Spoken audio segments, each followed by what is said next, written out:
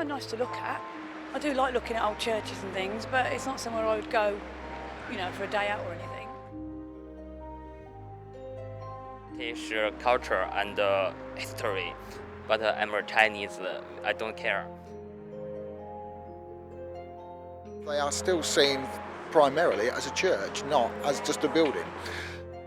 I think sometimes churches, people see it as a bit of a barrier to visiting these buildings, and in fact they're open to all.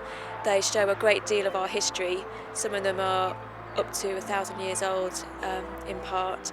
So I think sometimes they can get a little bit overlooked as opposed to castles or historic houses, but they do hold a wealth of our history. We live our lives today heavily influenced by what happened in the parish church, effectively still. I mean, it has a relevance, and even if you want to remove any notion of God from your experience in a church, which would be a bit silly because that actually tells the story of why it's there, there's plenty of other things to look at. There's beautiful art that's always there, and there's memorials that, as I said before, tell the story of that particular location. Whether you believe in God or not, I think it's important that they feel able to walk through the door, see fantastic craftsmanship, a whole lot of care taken over the years, and you can see a whole march of history over 500, 600 or 800 years, and feel that, this is where we came from. This is part of our country. I think you can go into a church and you get a feeling about them. There's an atmosphere there that you can't find in any other type of public building. So I'm sure even the most strict non-believer could go into a church and get something out of their visit.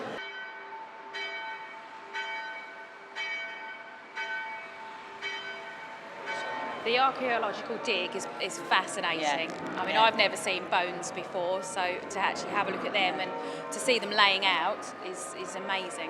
Overall project is a great vision. It's a project just over £6 million to bring this medieval church back to life by creating a heritage and wellbeing centre here with our amazing partners Suffolk Mind, who are a mental health charity. Now, a mental health charity and a conservation charity might not seem obvious partners, but it's a really good partnership here because they see the benefits to everyone's well-being of using very high-quality historic buildings. It's a place to make you feel better. What the idea for Suffolk Mind is that, connecting with your roots and connecting with your history can help you to engage with your own mental health and mental well-being. So, to actually see that history coming alive and going on, I think it's really fascinating. We've just been to see the bones outside. That was very interesting, and had it all explained to us, didn't we, about the extension that they're going to do. We have had to excavate in a part of the churchyard where we need to put a building. So all those bones are going to be taken up, set aside with respect, and then they'll be reinterred again with respect. I think people don't realise that churches perhaps have been, or the sites of churches have been used by people for several hundreds and thousands of years in some cases. I mean, we have some worked flint here, so that tells us that there was some prehistoric activity in the area at the time.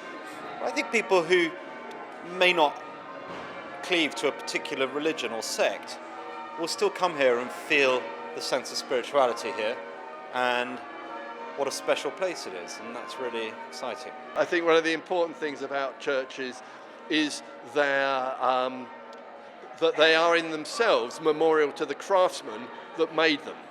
In today's world, sadly, people don't make so many things, so they've got no real understanding about just what goes into building something like this. And I mean, that's even what I like to feel, that if somebody here has made rope today, they've made something. How often do people make things in a day? Not so often, really.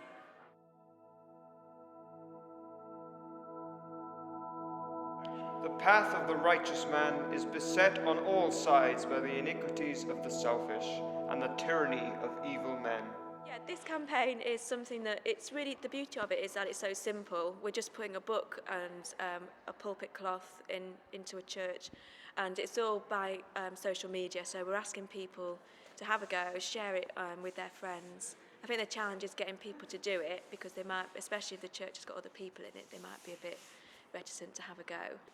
I was talking to my colleague Abby that that something happens to you when you go up so high because you have such a different perspective of the church, and it does sort of make you stand a bit taller and give you sort of confidence. So it's really worthwhile for people to actually have a go, because it's such a different experience from what you might have in your own everyday life, to actually just experience that sort of different feeling.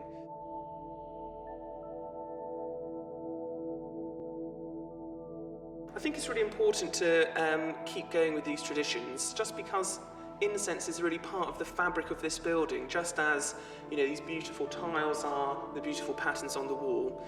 Incense would have been part of the church's experience, and the people who came in would have been part of their experience as well.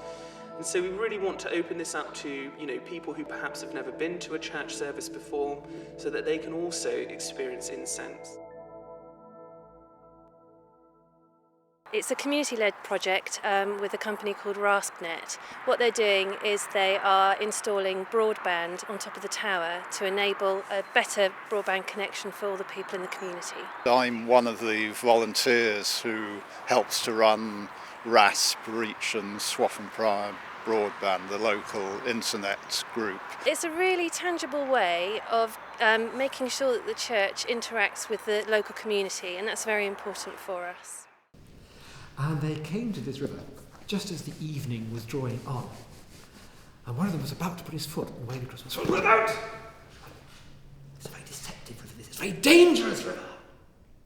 Well, it's a really exciting day today. We've been here all day with Canoe 2, and they're our partner in our new venture, which is champing. And champing literally means church camping. Richard Nelson and myself, Ian Blackwell, we run the canoe hire business, Canoe 2. And this is completely new for us, and we're looking at having groups of people come and stay in the church. They do some canoeing during the day, and then they come here in the evening, have the storyteller come along with his instruments and tell some stories. How long does it take to tune a hurdy-gurdy? Nobody has yet discovered. So you can come here and have an overnight stay here, eat locally, just down the road, and come and experience some medieval music with a little bit of storytelling in the evening.